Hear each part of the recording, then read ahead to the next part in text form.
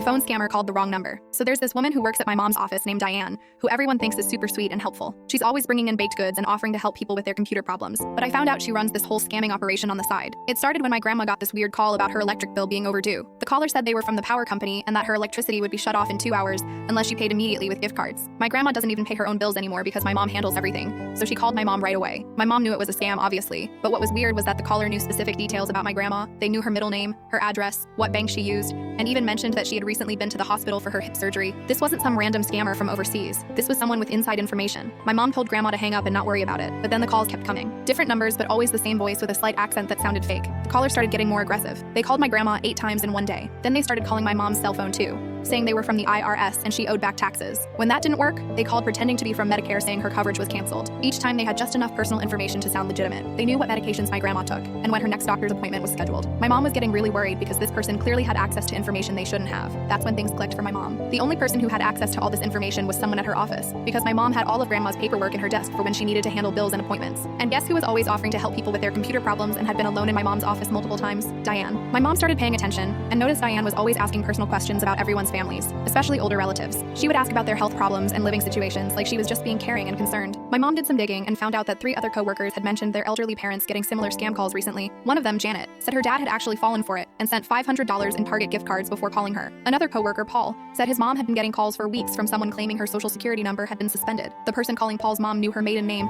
and the last 4 digits of her social security number. My mom realized Diane had been collecting information on everyone's elderly relatives and either running the scam herself or selling the information to someone else. Instead of confronting Diane directly, my mom went to their boss first with her suspicions. Their boss didn't want to believe it because Diane had worked there for 6 years without any problems. So my mom came up with a plan. She created a fake document about a made-up aunt who had just moved to town and left it on her desk where Diane would see it. The document had a fake name, a real address my mom got from a vacant house for sale, and a Google Voice phone number my mom had set up. She even included fake medical information and banking details that sounded real, but weren't connected to any actual accounts. Sure enough, 2 days later, the Google Voice number started getting calls. Someone with a poorly disguised voice was calling about an overdue water bill that needed to be paid immediately with gift cards. My mom recorded everything and took it straight to their boss, but their boss still wanted more proof. So my mom suggested they check the office security cameras to see if Diane had been going through people's desks. When they reviewed the footage, they found something even worse. Diane had been taking photos of documents with her phone whenever she was alone in someone's office. They had footage of her going through filing cabinets and photographing Medicare cards, social security cards, and bank statements. The company called the police immediately. When they searched Diane's house, they found notebooks full of information on dozens of elderly people, burner phones, and stacks of gift cards. She had been running this scam for over 2 years and had stolen over $30,000 from senior citizens. The FBI got involved because she had victims in multiple states. Diane tried to claim she was just collecting the information but wasn't making the calls herself, but they traced the burner phones back to her